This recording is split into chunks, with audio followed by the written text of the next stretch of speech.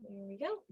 All right, well, welcome everyone to EC's webinar with Elizabeth Sterrit and Marianne Popescu called How Does Insight Make a Difference in Intergenerational Mediation? So we are really lucky to have these two with us today to share their knowledge and experience on really intergenerational mediation, previously known as elder mediation, I believe, and just, how do you deal with that kind of family dynamic? My name is Megan Price, and I'm on the steering committee at EC. So I'm very glad that you're here. A couple of things are coming up. We have the summit coming up at the end of September. So please sign up and join us for that. If you're a member, then you get that 30% discount. So that's for you. There's also another event coming up in September that I'm going to be doing with Jamie Price on exploring conflict systems. So come to that too. All right, so I'm going to go ahead and pass it over to Elizabeth and Marianne and for this exciting event. Nice. Thank you very much, Megan. Thank you. And hi, Marianne. It's always nice to do workshops and sessions with you and conversations, right? And insight nice. Conversation. Yeah. And, I'm so grateful for that. It's nice to have this ongoing relationship with you, Elizabeth, and with everyone else here. It's lovely. Right. Excellent. And also, I was thinking it's really nice to have you here, Megan, because a number of sessions ago when we did our Insight Matters hour, we used the beautiful interview that you were interviewed by a radio host about curiosity. Mm-hmm. And so our theme for that particular hour was curiosity. And so here you are. People can now enjoy your presence and your expertise in terms of curiosity as well as we look at what we'd like to undertake this afternoon. And that is, the purpose, of course, to have an insight conversation about how important the application of the insight approach to mediation is and can be with intergenerational mediation. And we have this format will be in the style of a conversation where Marianne and I will share with you a file that we co-mediated, an intergenerational file. And as Megan said, OAFM changed the term or the title elder mediation to intergenerational mediation almost this time last year, right, Marianne? Yeah, September. Yep, at the annual conference last year. Right. And we did so for a number of reasons because we wanted to honor our elders, our Indigenous elders, and we had some conversations with elders about the use of elder mediation as a term. And so it just made sense for us to do this. And so we did change it about, as Marianne said, a year ago. And then once we finish with that, we'll have a question and answer period where we can answer any questions that the session might arouse for you. And so I will start then, unless there are any questions before we begin. Okay, so Marianne is the executive director of the Onterio Association for Family Mediation.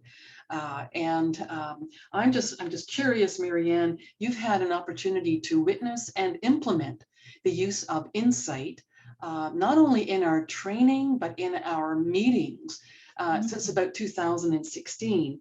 And I'm just wondering, from your perspective, how has the use of insight stimulated OAFM's approach as really the holder of the gold standard in terms of mediation in the province of Ontario? That's an excellent question. And thank you for sort of leading with the idea about our meetings and our meeting structure. So I think that when Elizabeth, President Jennifer Souser at the time, and I all first met on a conference call, I think we were talking about elder mediation and what it was. And I could never have imagined how much it would impact in a beautiful and positive way, both my life personally and our professional lives on the board and the way we interact with each other. So I think that had I known then what I know now, I may not have been able to contain myself. I was excited when we first started creating the elder mediation curriculum with Elizabeth and implementing the program. The impact on meetings, I can say, is just the way we talk to each other, the way we listen, the way we try to, before you all came on, we were talking about the way that we ask questions while honoring, some traumas and events that have happened, but ask, like, if we could change things, what would it be? Or what do you hope to achieve out of this meeting? And those strategies that we employ with our clients in intergenerational family mediation are the same strategies we use in meetings. Because as we know, conflict is sort of all around us, isn't it? We can each think of a story. I'm sure that happened to you this week where, your hackles came up or you felt your blood boil or whatever that sort of elicits in your mind. And the idea to try to use this insight model and to really think about the way we're reacting and why we may be reacting that way has been transformative in our meetings. And then the really exciting part for us, I think, at OAFM is that the training that happened, the focus on the insight model, the focus on insight as a pillar of a mediation style, real recognition by OAFM in 2017, I think that happened. And then it was really neat because we developed a pilot project, which was OAFM invested $40,000 of their money. There was no grant to put back into the community, something what your Lynn is doing, Sherry and Craig, is providing some services free to the public for up to 20 families. And we surpassed that by about 21 families. And really exciting. I don't know if I can, this is just a little tidbit for us squirrel friends, that we've applied for a grant to Justice Canada. And we're really hoping that we get funding. And if we got funding, we could fund that program through Justice Canada. So that's what we've applied for. So we hope, because fingers absolutely crossed. I think we have a chance. So anyway, that's exciting. And then when we think about the families that we help, right? So a case that Elizabeth and I co-mediated with John and Linda is something that we wanted to share a bit about today too. Okay, thanks, great. And yes, Marianne has put so much work into this application to Justice Canada. So fingers crossed that we would get the grant. And so you might be asking, why did we change the name to intergenerational mediation, apart from what I mentioned? And so I thought, it's always interesting to take a look at the census material and find out that in Canada, there are right now 442,000 multi-generational families, which means then that, as our population is aging, this contributes to a lot of intersections. And some of those intersections, merge with other trends like intergenerational care needs, rising housing costs, inflation. And so since 2001, the number of multi-generational households has increased 50% in Canada. And so you might say, well, what's happening in the United States? Well, that's a similar trend. And what we find as a result of what I found in the Pew Research Center's information, the United States population of multi-generational households has increased 4 times since 1971. So right now in the United States, there are 59.7 million multi-generational households. Yeah. And like, what does that mean for intergenerational mediation? It means that all of a sudden we have many generations living under the same roof. And so is that an area for the potential for conflict to develop? And we would say, yes, it is. And hence, that's why it's so important, with what Marianne was mentioning about the number of accredited intergenerational mediators we have now in our province. And so the file that we were working on, just so there's some background about multi-generational families. This file did contain a multi-generational family. As Marianne mentioned, John and Linda, the adult siblings, 55-ish, 52 in that ballpark. And Anne, their mother, moved in with Linda And then as a couple of years went by, Anne was diagnosed with dementia. And so, Linda's partner, Harry, and their two children, Tim, 18, and Dale, 15, all lived together in a very busy household. So you can imagine, the way your household might be now, with all kinds of meetings, sports teams, practices that children have to go to. And so this is what was occurring in Linda's family. And because John lived in Calgary and Linda lived in Toronto, John didn't visit very much. John would get to Calgary maybe twice a year. And so what Marianne and I had to deal with was in essence, the growing anger that Linda was experiencing, because she felt that she was shouldering the needs of her mom. Their father had passed away a couple of years prior to this situation. And so as Marianne and I met with the family, we came to understand that the worldview of insight is so important as it relates to conflict, because the insight practitioner understands that conflict is stimulated as a result of our relationships with other people and the interpretation that we put on those relationships. And so think of what's happening with John and Linda. They're hours apart. Toronto to Calgary is about 3 hours nonstop on the airplane, never mind driving it. For those of us who have driven it many times, don't care to do that again. But Linda was pretty angry. And part of the anger that Linda was experiencing came from something that she really didn't understand all that well. And that was how close she was to burnout.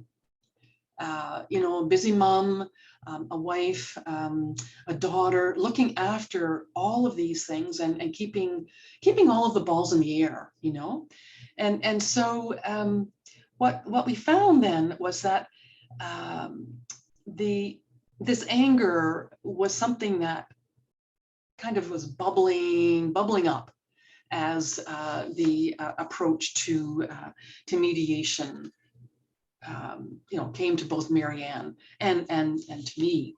And so, that's what we experienced. And so where do we go with this? How do we meet with the family? What do we do to help them have an insight conversation that will help them to learn something new and be curious about one another?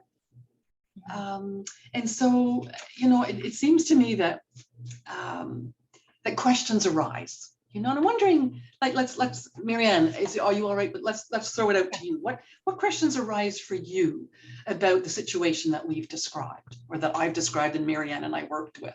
Right.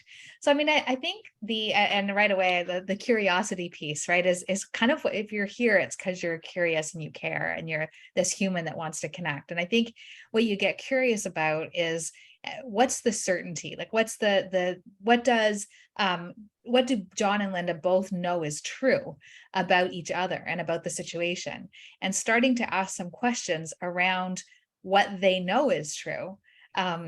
And sort of trying to see if we can get deeper underneath that a little bit to see if, is it so that, you feel that Linda's sort of, dropping the ball sometimes? Like, what is that? What does that mean? Or, what's underneath the reasonable, where is the reasonable explanation for unreasonable behavior, right? That's what I sort of think about. And so the questions that we start with are really sort of just digging a little bit of uncovering and unearthing and truly being interested and curious about what's driving this conflict, what's for sure the reason, and then what's underneath those for sures that we can sort of bring from the earth to the ground so they can see, oh, is it so?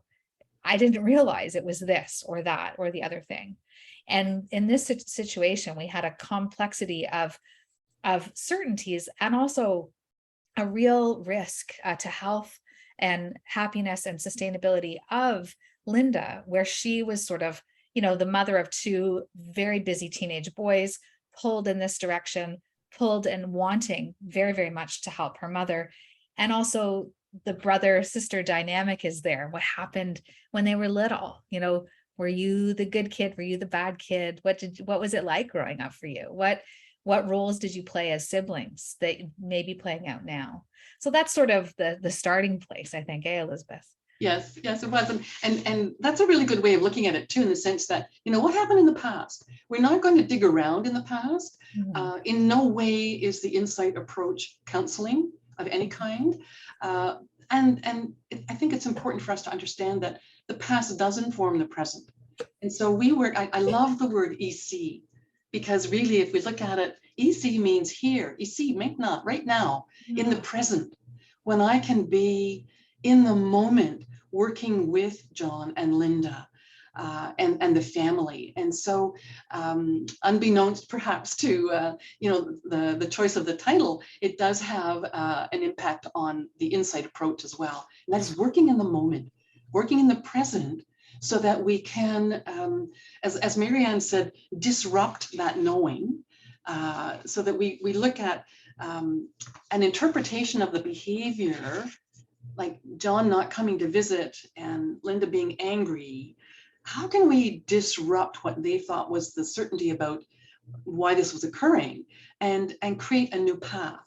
And so that's what we were working with. And as Marianne said, our questions, in fact, for the Insight Mediator, questions are some of our very best tools to dig down, as Marianne suggested, not only for our clients, our participants, but for ourselves as well, so that we're conscious of the fact that that learning atmosphere is something that is open for everybody. And we're not so much, well, I hope I'm not, let me put it that way, I'm not seeing myself as the expert in the room. I'm someone who is facilitating a conversation by being able to ask questions at the appropriate time. And I'm able to link the question, the intervention that I use, with the theory of insight. So I know why at a specific time I'm going to ask a question.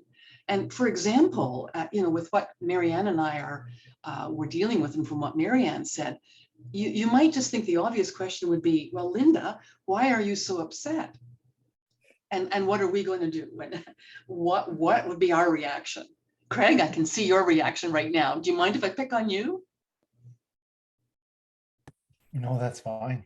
Pick away. Would you ask that question, Craig? That's a pretty dangerous question. Why is it a dangerous question? Oh, you see what I just did? Let me reflect in action and switch that, okay? Tell me about your thoughts for why it might be a dangerous approach. Mm-hmm. So I guess probably we're all at different places in our understanding of insight mediation, and certainly I'm rusty as heck after surviving a pandemic and not getting a chance to do a lot of mediations. But from what I can recall,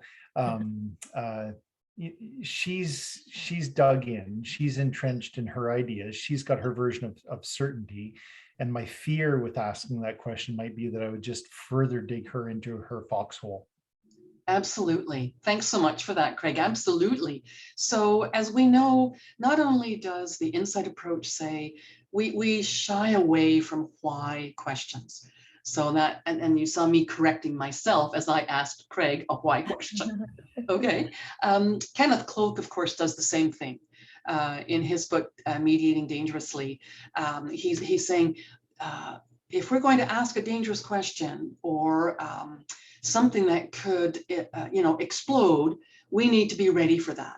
As Craig said, we need to have the experience, and be able to assess where we are in our own practice so that we could deal with a question like that, whatever it brings. And Craig's absolutely correct. That question automatically puts the person back into a defend. And if Marianne and I did that, would that be helpful if we kind of modeled that a little bit? You know, if I said to Marianne, well, what is that okay, Marianne, first of all? Absolutely, yes, yes. Okay. So Marianne as Linda and me as, let's say me as the mediator, why are you so upset, Linda?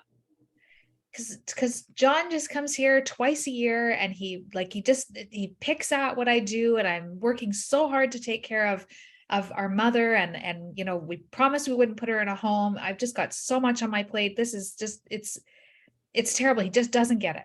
He doesn't appreciate me, never has.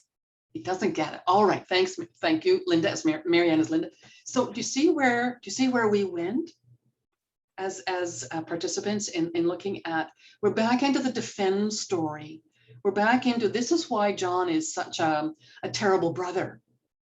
He's picking on me. He's, it sounds like he's not acknowledging Linda for the work that she does.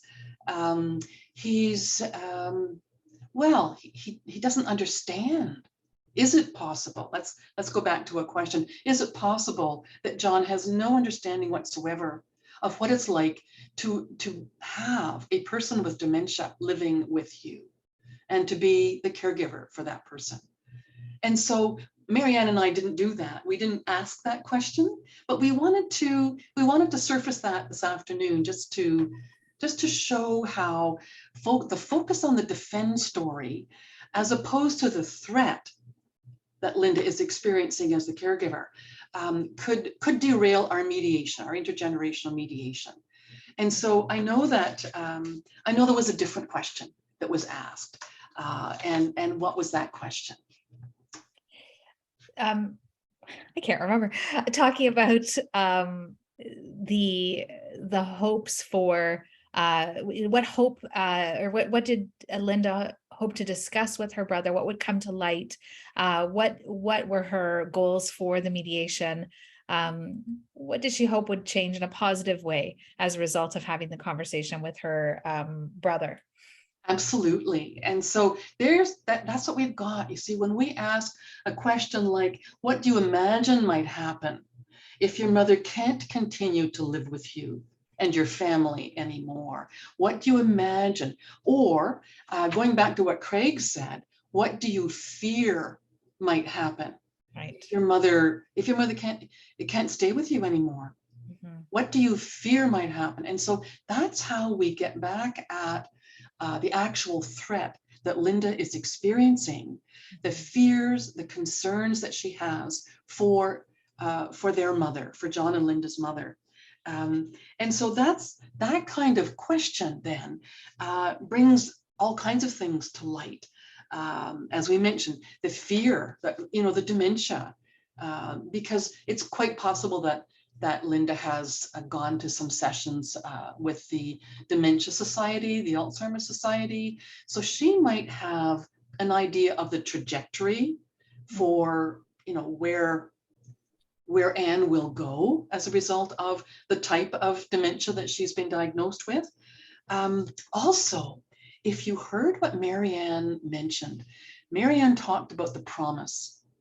Mm-hmm. How many families do we deal with where there has been a promise made by the family itself never to place the parent in an institution?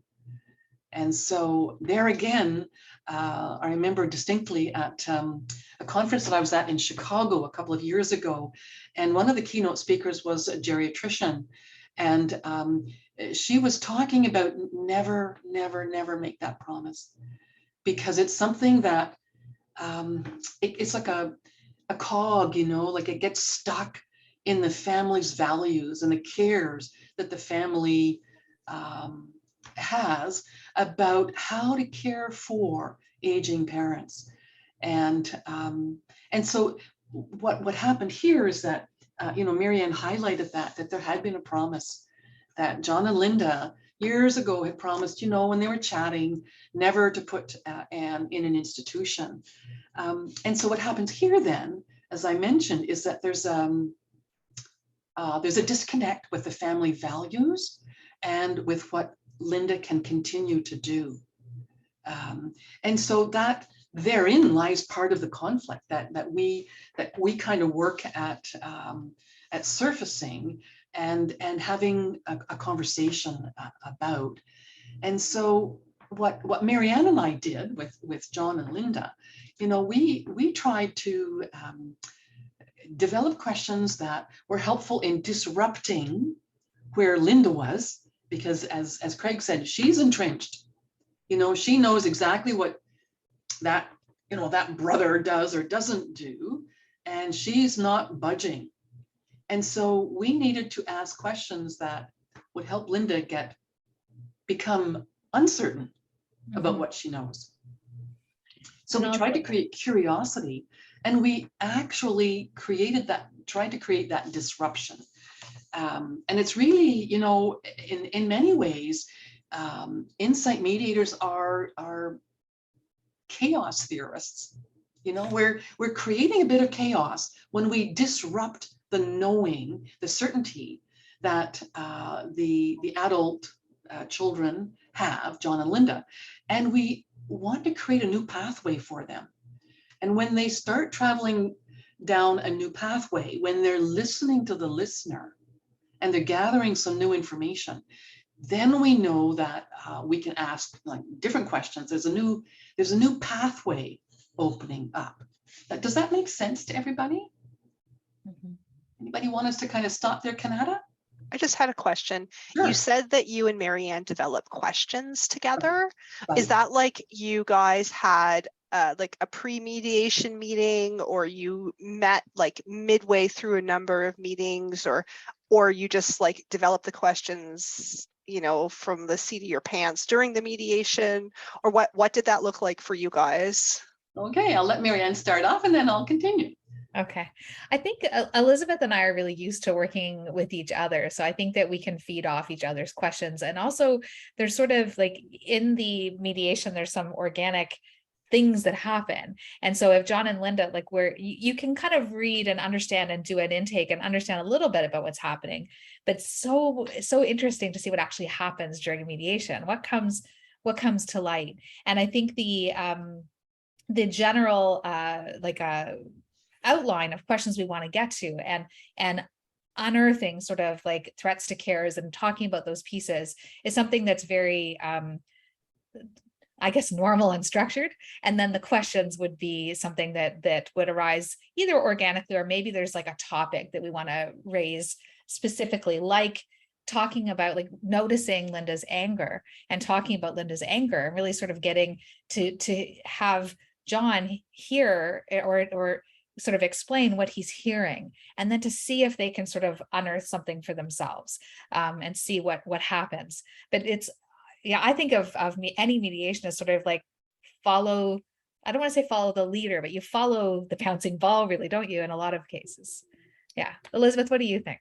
I think so, Marianne. And I think your question is really good, Kanata, because prior to a mediation, Marianne and I do get together and kind of, suss things out and talk about the very specific things that we've been mentioning this afternoon. What's the threat?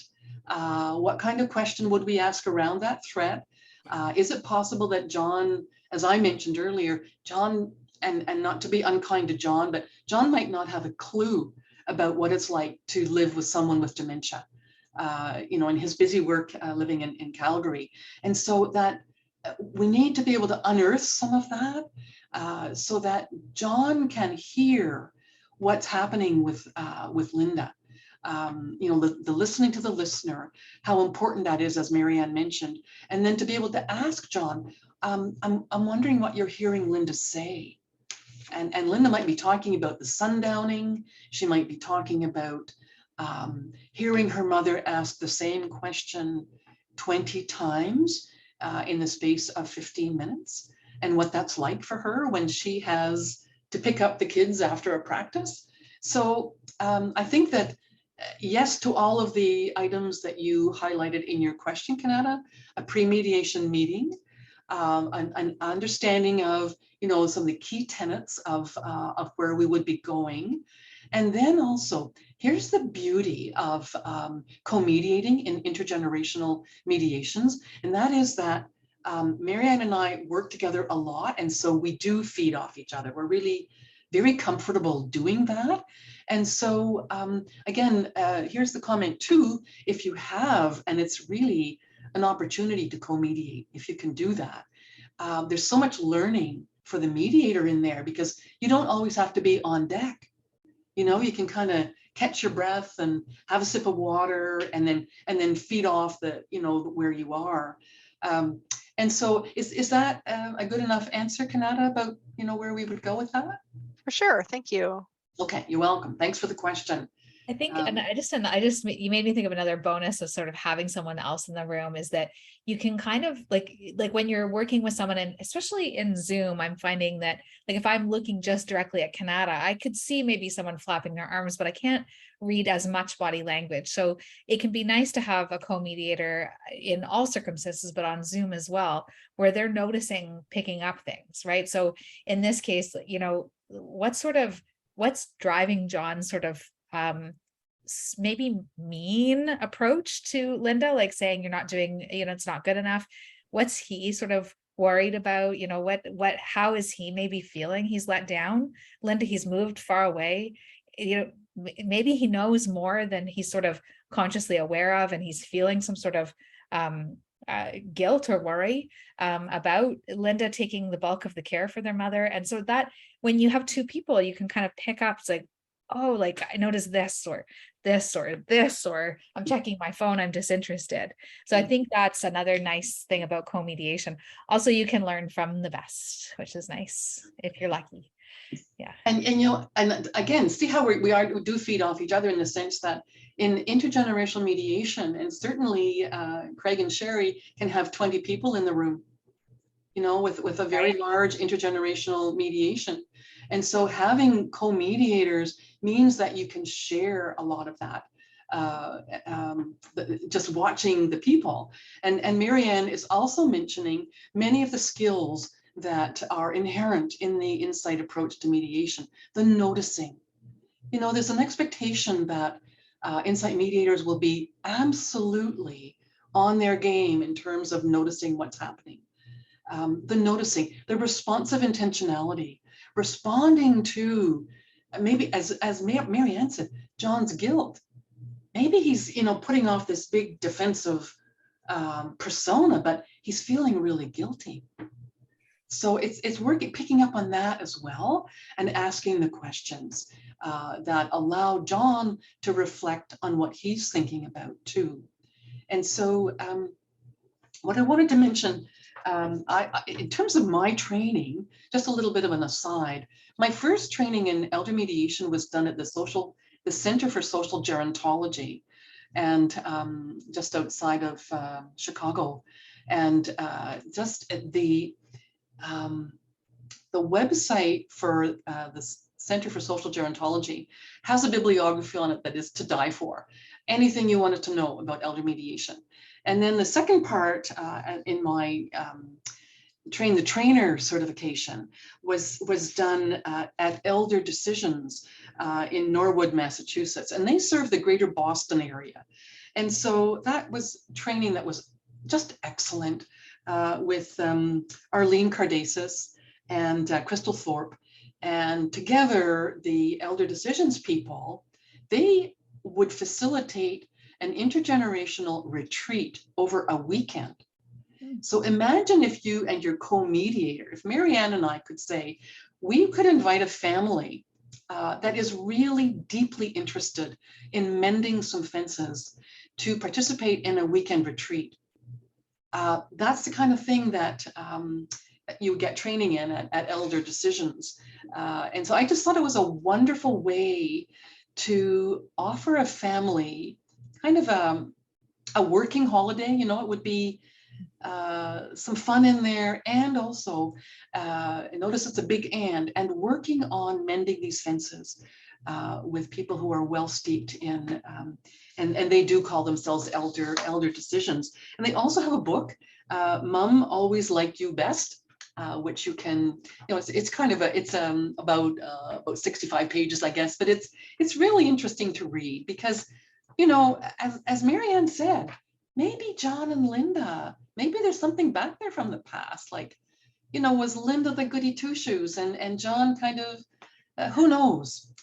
So it's worth our while, I think, as intergenerational mediators, to be up on this kind of information.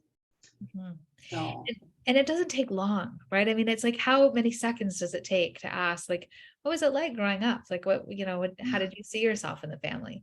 And then it's like I know the word I was looking for, it was dropped threads, bouncing ball, follow leader. Dropped threads is how when I see a mediation in my mind, that's what I'm thinking, like, there's a thread there and a thread there. And how do I pick those up and make sure that I get the correct ones, or check out to make sure I've got the correct ones? So I think I remember when I first started learning about elder mediation at that time and insight, I thought, oh, this may take time. But as we worked through the role plays, and even when you think about it, it's like, how long does it take to ask? Like, what were the dynamics like in your family?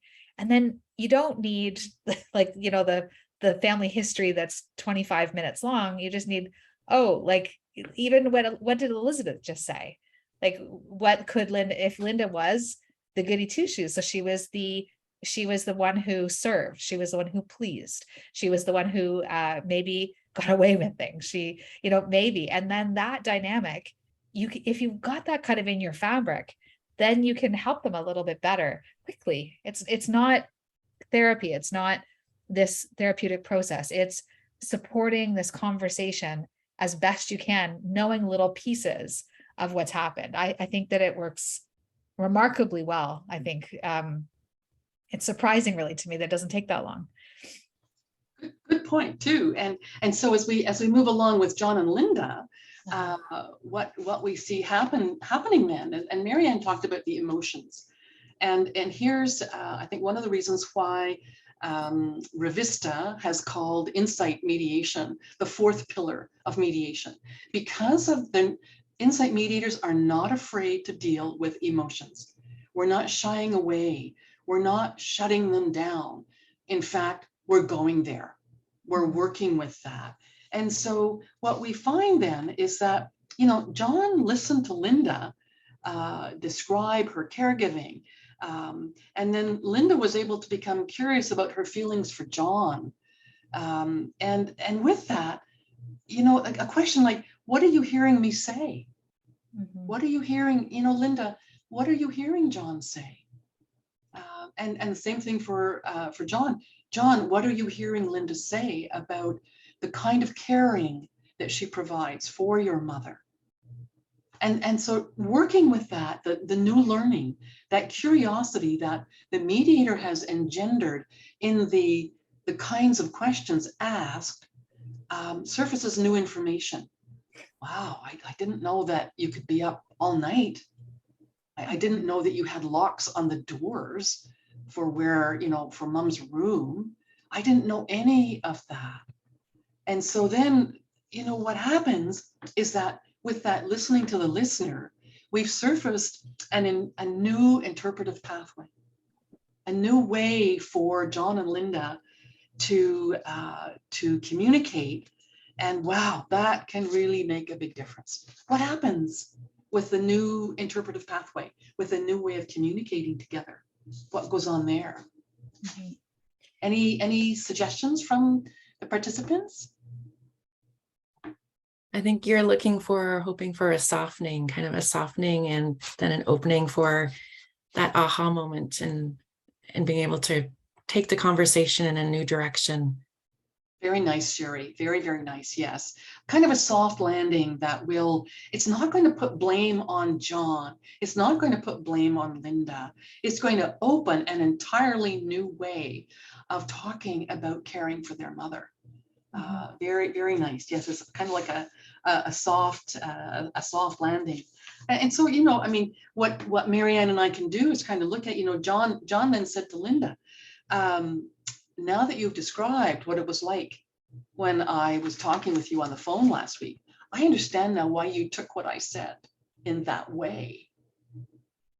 So here's a mollifying, like they're kind of coming together. Your interpretation of my comments, wow, now I'm beginning to understand how you might have interpreted what I said. I wasn't trying to be hurtful. I wasn't trying to minimize what you're doing for our mother.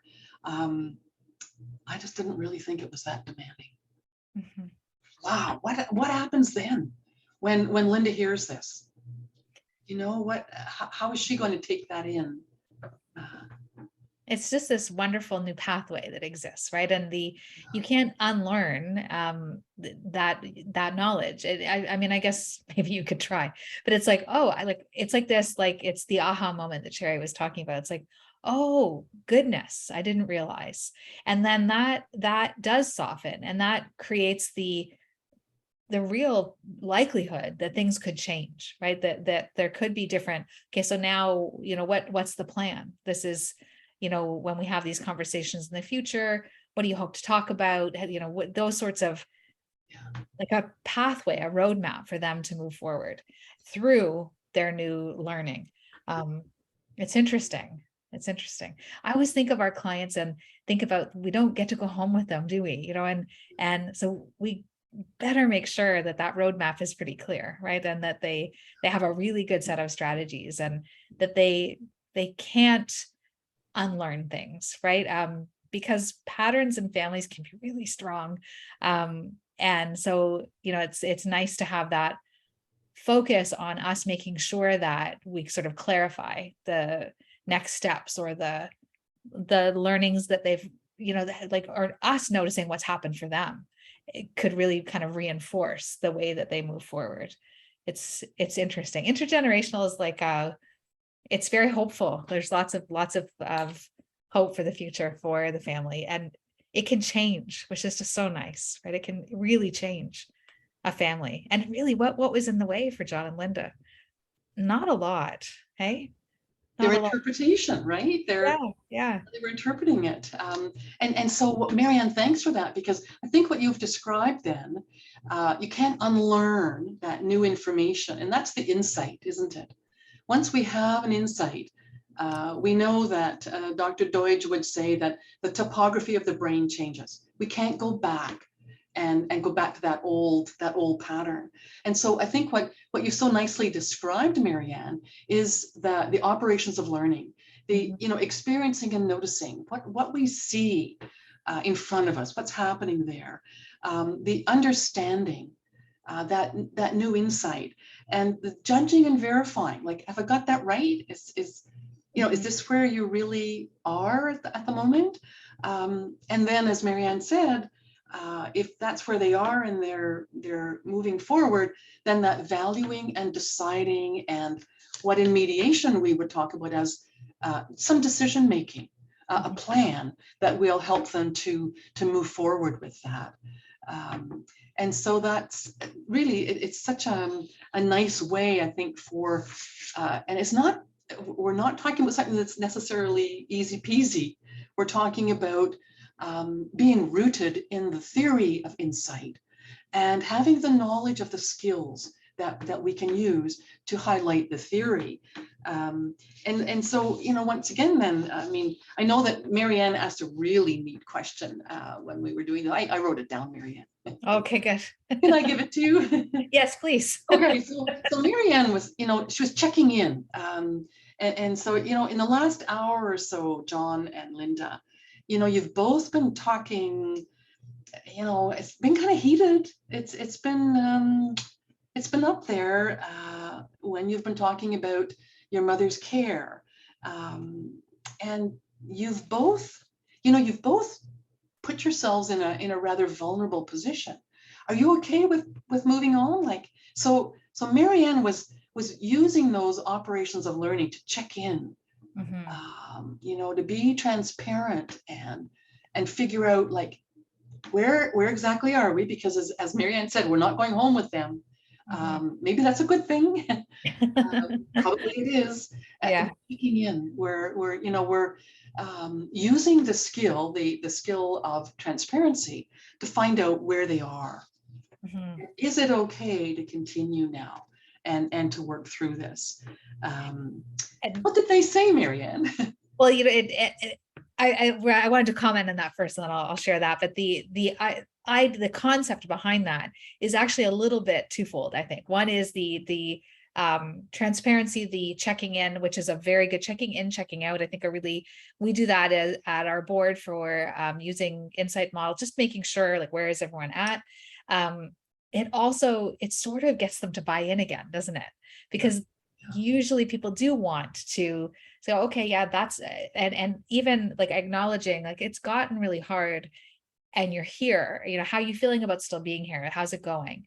And it's almost like this release, like, okay, right. Yeah, that was hard. And yeah, it feels okay. I can keep going. And I think that's probably the answer we're looking for, right? Is that this is okay. And in this case, John and Linda are committed to keeping on going because it really, I guess why are John and Linda okay to keep going? Right. And if they're not, what do we do? Yeah. So that, They again, have a nice, they're not ready, and that's okay. What would you need in order to have another conversation if you'd like to have one? Isn't that beautiful? Isn't that just, say it again, Marianne. What would you need to have another conversation if you'd like to have one? Yeah. What are some steps we may put in place to help you if that's what you want to do? What would be helpful to you? So that is just so amazing when you think of it. So there's, if I may just jump in, Marianne. Yes. So there's Marianne as mediator, checking in with them. Obviously, I mean, I think most of us would want the answer, yes, let's go. But she didn't get that answer. All right. She got, I don't know. So then we go back to the insight and we're kind of going back to say, what would you need to have another conversation?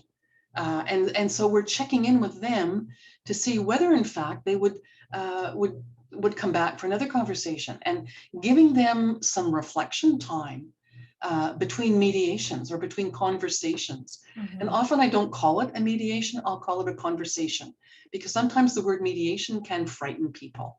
And so there's that opportunity then to have another conversation and to work with them again.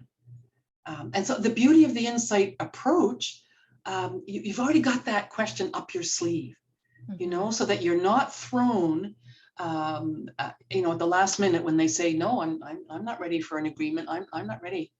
I'm not ready. Okay. Yeah.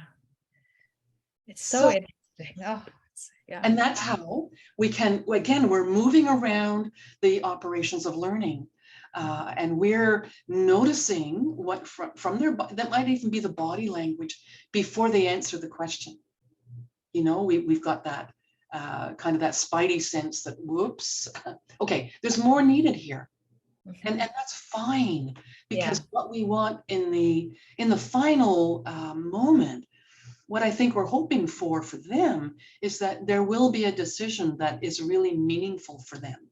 The meaning making that they've been able to surface as a result of the conversation is something that is very positive for them to move forward and look at how beneficial that can be for Anne and her care. Mm-hmm. For mommy, right? Exactly. Yeah. And the teenagers and Harry, Linda's partner. That's right. Yeah. So all in all, yeah. Exactly. As Marianne said, it's all like it's going around the whole group at that time. And so where are we? I noticed we have about 10 minutes left or so. Right. So, through this insight conversation, John and Linda were able to share a lot. Past hurts, as well as some of their fears, their concerns, their hopes about moving forward with their mother Anne's dementia care.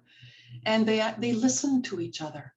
We as co-mediators were watching for that. We were really testing that. They listened to each other. They learned new information from each other, and they were able to create what we thought was the potential for better sibling relationships, a relationship, and equally, as I mentioned before, to care for their mother. And so what we had then was, through our co-mediation, and this was several mediations as well. We're not talking about 1 3-hour mediation. It was more than that. We were able to have John and Linda create a package of a plan, an action plan for moving forward to help their mother, Anne. Elizabeth, Yes, Craig. you asked, or you brought up a theme that we get a lot in elder mediation, and that is that the promise that they never should have made 30 years ago, and now they're trapped and bound by that promise, with a mom who now has moderate to advanced dementia. Do you mind playing that out a little bit with us? The idea of how you as a mediator would engage in that bind or that dilemma? Absolutely. And that's a really good question, Craig, because that's probably the biggest misstep that intergenerational mediators find themselves in. All right. And so, Mariana, can we, or Craig, do you want to do that? Okay. So Marianne and I will do it then. Okay. So unless anybody else would like to step forward. Anybody else want to do that? Okay. No, okay. All right. Well, you ask questions then. All right. As we go through. So, Marianne. Now, may I use your name, Marianne? Like Yeah. You know what we do, when we rip off the name tags and get out of the mediation, so we're not in that thinking mode. Right. So Marianne and I will do that after when we're finished. We'll rip off our name tag. So Marianne, I understand from the family that a promise was made to your mother and your father, actually, and I'm so sorry that your father is not present and has passed away, I understand, about 2 years ago. That's right. So your family then is dealing with the promise that was made to your mother about never placing her in an institution. Tell me about that. Well, I think that my mom doesn't want to be in an institution, and I guess that sort of came to light when my father was passing. The idea of what it might be like for them in a long-term care home or a retirement home, and both of them, really didn't want that for their future. And when my dad died, I promised my mom, and my brother was there too, saying, we would make sure that she was never going to be in a home. She was very upset at the time with losing my dad, her husband of so many decades, that this was a promise that we made at that time when, we just lost my dad. And that's, part of the decision. She came in to live with us, with Harry and I and our kids. Our kids love their grandmother. And it just seemed like this was kind of the natural start, and this was us fulfilling that goal of not ever having mom in a home. So it sounds as if there was a lot of emotion surrounding the promise that was made to your mom. Yeah, that's right. I think at the time we were just, I don't know, you kind of just hunker down, don't you? And you're just like, this is my family. I've got to keep my family, and it's really important that mom be with us. And that promise I made, definitely with emotion, but also thinking it was the right idea at the time. Mom hadn't had any family history of dementia, and there was no signs of dementia at that time. So I noticed that you say at that time. Mm-hmm. Tell me more about what that means. Well, at the time, my mom was just having grief. She was sad. She had lost her partner.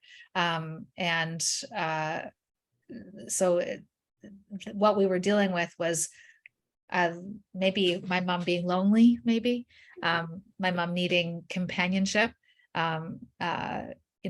just feeling a family because she'd lost so much in her relationship with my dad.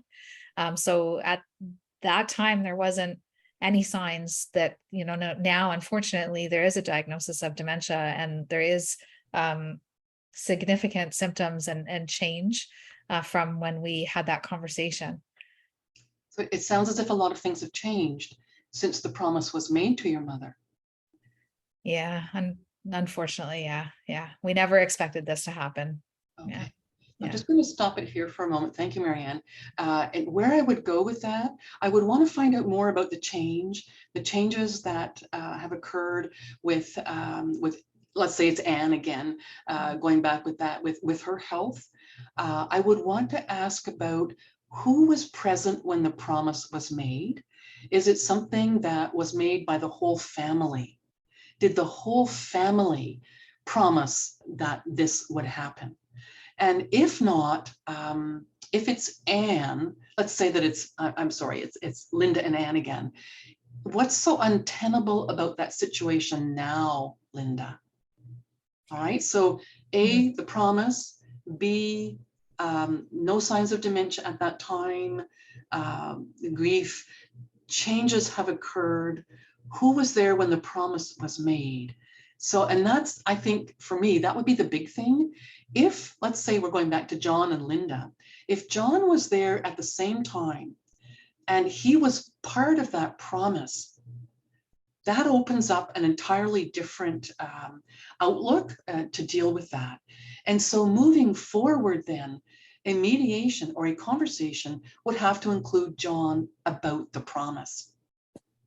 Okay, so do you see where I would take that? And that it means then that in terms of the insight approach, the fact that the promise was made and that it cannot be kept now is in essence becomes a violation of family, like that second hierarchy of cares, the relationships. And so it becomes a moral dilemma for Linda and not for John if John wasn't present. If John was present, then it could equally be a moral dilemma for both of them. So the mediator, I think, would have to deal with Linda and John to have a better understanding of why that promise was made and the circumstances under which it was made. And then the question, what is so untenable about that promise now? Needs to open up, Is that helpful, Craig? Yeah, okay. Nice. Megan. Yeah, no, I like that answer. And I wonder too, if you would ask, what's the significance to you? And I think this kind of gets at the moral dilemma that you were talking about, but what's the significance of the promise, right? Why is the promise so important to you? What are you worried will happen, or what would be at stake for you to break that promise? Because that would reveal from Linda's perspective, why she feels like she has to hold on to it, even though it is so untenable. And then, just by letting that out, I mean, I think you started this whole presentation, where there were things that Linda wasn't clear about, that she didn't really understand what was driving her animosity towards her brother and all those things. Just by asking these questions and getting the parties to start articulating them, those pieces become clear. Well, wow, it's because it's this moral dilemma. I'm the kind of person who always keeps my promises. What does it say about me if I were to break it? Yes. What just saying that will allow her, right, to start testing, well, what's more important, mom's care or, my being as somebody who keeps promises? Right. So that's the significance question. Absolutely. Yes. And especially what you said, I think, Megan, about, what would it take to break that promise now? Or what are the, what kinds of circumstances would need to be there for the promise no longer to be kept? And watching the language also, I think, would be really important, like broken promises for it not to be kept, or for a change, in approach. Yeah, excellent. Wow. What a fun conversation. Yes. Yeah. And such a challenging one too, Craig. With all of the emotions surrounding families at a time like that. So, yeah. So here we are. I think we're kind of at 4 o'clock, and thank you so much for sharing the conversation that Marianne and I have had with you. We hope that if you have any questions, please feel free to email Marianne. You know where to reach me. Yeah. Can we just at OAFM, and we can. Can we put more money in the meter? What was that, Craig? More money in the meter. I like in pure OAFM style. I have another meeting. I have to start like one of those days, right? But yeah. Otherwise, yes. Come back. We'll do fun Insight Matters with Elizabeth till the end of the year. Special one at the OAFM conference for members. It's absolutely free, and we're doing a special event there. So that's going to be a good 2-day on Zoom conference. Yeah. And Megan, special thanks to you for highlighting intergenerational mediation at EC. We really appreciate that, and welcome any comments. Yeah. Yeah, absolutely. Thank you both. Thank you everybody for coming. Do, send your emails with your questions. And I hope Marianne and Elizabeth that you'll come back and do another one of these case files, because I think it's so helpful to really show the application as it rolls out. So wonderful. Thank you all. We would love to. Thank you so much. Bye, everybody. Thank you guys so much. Thank Enjoy the you. rest of your day. Bye-bye. Bye. Bye. Bye. Thanks, Megan. Bye. Thank you so Bye. much, Elizabeth. Okay, bye-bye.